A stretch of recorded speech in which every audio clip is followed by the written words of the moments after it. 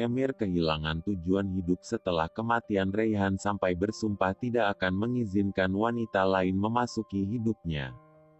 Sementara itu Naren dan Kemal merawat putra Emir dan Reyhan.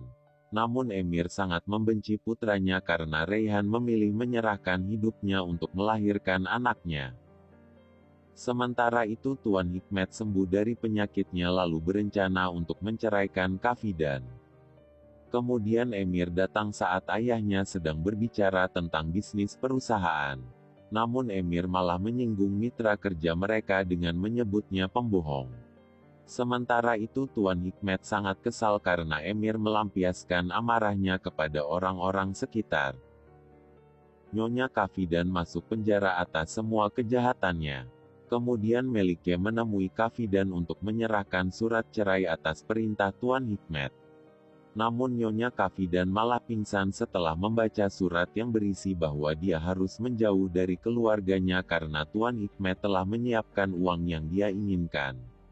Sementara itu Emir berusaha menyakiti diri sendiri dengan melakukan sebuah pertarungan dengan pegulat terkuat yang ditakuti oleh semua orang.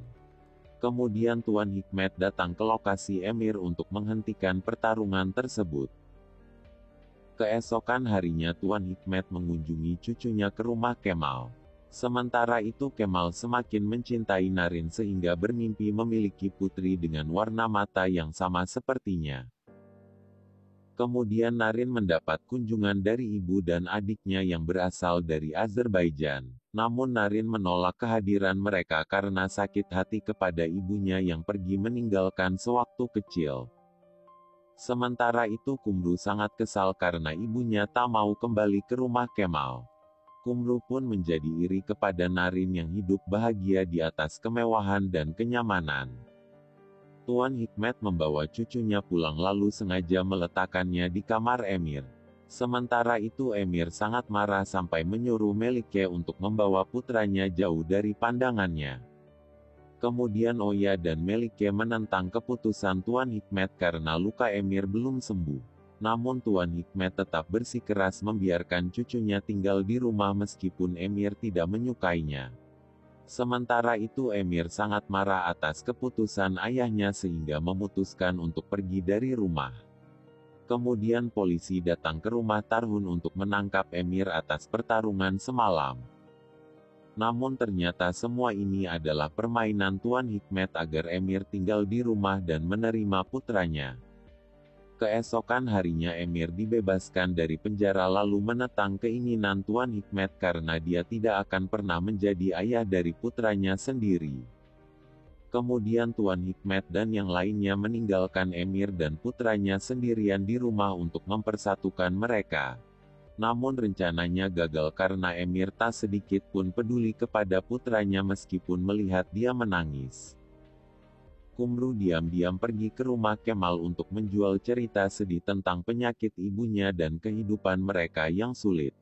Namun Naren berpikir bahwa Munefer sengaja mengirim adiknya untuk mendapat simpatik sehingga Naren menegaskan bahwa dia tidak akan pernah memaafkan ibunya.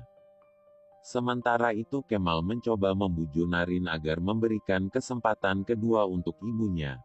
Namun Naren menolak karena luka di masa kecil sangat menyakitkan bagi dia dan ayahnya. Keesokan harinya Kumru menyembunyikan obat ibunya karena tidak ingin kembali ke kampung halaman. Kemudian Kumru menghubungi Kemal untuk membantu ibunya.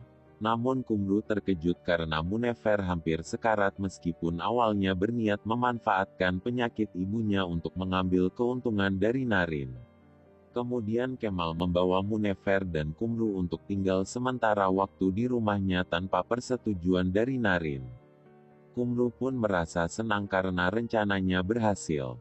Namun Kumru juga bertanya-tanya karena Kemal dan Naren tidur terpisah. Keesokan harinya Kumru mendengar percakapan Serie dan Tachi soal perceraian mereka. Kumru pun tidak ingin melewatkan kesempatan itu sehingga berencana untuk merebut Kemal sambil menguasai hartanya. Nyonya Kafidan berniat mengakhiri hidupnya namun seorang wanita bernama Feride menyelamatkan hidupnya. Sementara itu Feride selamat dari insiden tersebut dan hanya mengalami pukulan kecil di tangannya. Kemudian Nyonya Kafidan bertanya kepada salah satu narapidana tentang alasan Feride masuk penjara. Wanita itu pun memberitahu Kafidan bahwa Feride menggantikan saudara laki-lakinya yang sedang sakit.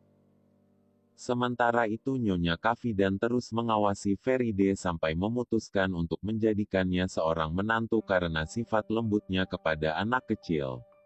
Kemudian Nyonya Kafidan meminta Feride untuk merahasiakan kedekatan mereka agar tidak dicurigai oleh keluarganya. Namun Feride menolak karena dia tidak mau hidup dalam kebohongan walaupun Kafidan mengubah tawaran menjadi pekerjaan. Sementara itu kakak ipar Feride mengeluh karena penyakit suaminya semakin parah sehingga mereka membutuhkan biaya untuk operasi. Kemudian Songgul menjodohkan Feride dengan Resid sebagai imbalan untuk membantu pengobatan kakaknya namun Feride menolak. Sementara itu Nyonya Kafidan mencoba membantu Feride dengan memberikan cek yang telah ditolak olehnya. Kemudian Feride menerima tawaran Nyonya Kafidan karena dia tidak ingin menerima uang itu dengan sia-sia. Kafidan pun sangat senang lalu meminta Feride bersumpah untuk memberikan kasih sayang dan kebahagiaan untuk cucunya. Keesokan harinya Feride keluar dari penjara lalu memberikan uang itu kepada Songgul untuk pengobatan kakaknya. Kemudian Feride pergi ke rumah Tarhun untuk melamar pekerjaan namun ditolak oleh Oya.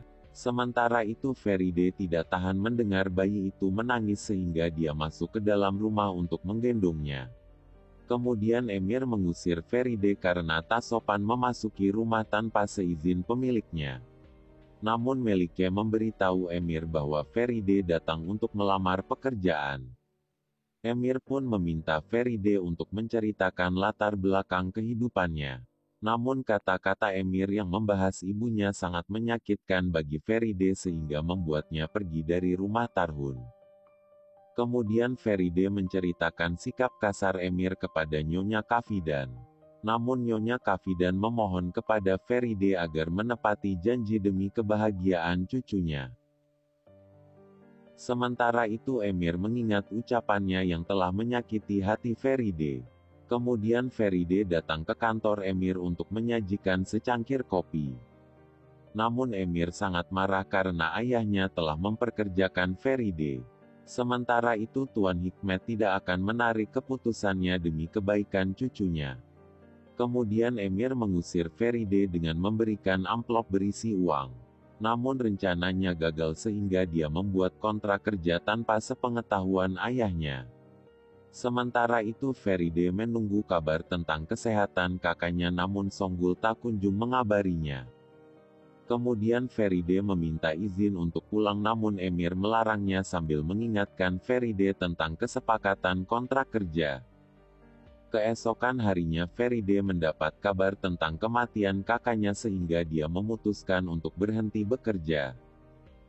Sementara itu Nyonya Kafidan menghubungi Feride menggunakan ponsel ilegal untuk mengetahui kabar cucunya. Kemudian Feride memberitahu Kafidan bahwa dia berhenti bekerja karena sikap kasar putranya. Namun Nyonya Kafidan mencoba meyakinkan Feride bahwa Emir telah kehilangan cintanya sehingga dia harus memaklumi amarahnya. Sementara itu orang-orang di rumah sangat kewalahan karena bayi itu tak berhenti menangis. Kemudian Feride datang sambil meminta maaf kepada semua orang karena pergi tanpa pamit. Kemal dan Narin memutuskan untuk melanjutkan pernikahan mereka dalam waktu dekat. Kemudian Kumru melakukan segala cara untuk menggagalkan pernikahan mereka dengan mendoktrin pikiran massal namun rencananya gagal. Sementara itu Munefer berniat pergi dari rumah karena tidak ingin mengganggu kebahagiaan putrinya. Namun Kumru menolak dan tetap ingin tinggal karena masa kecilnya jauh dari kata kemewahan. Kemudian Narin memarahi ibunya karena telah menyakiti hati Kumru dan membuat putri-putrinya menderita.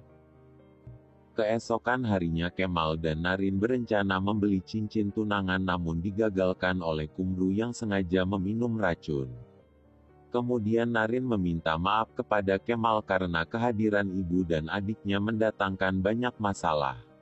Sementara itu Kemal telah mempersiapkan gaun pengantin untuk calon istrinya. Namun Kumru merasa iri sehingga dia berselfie menggunakan gaun itu.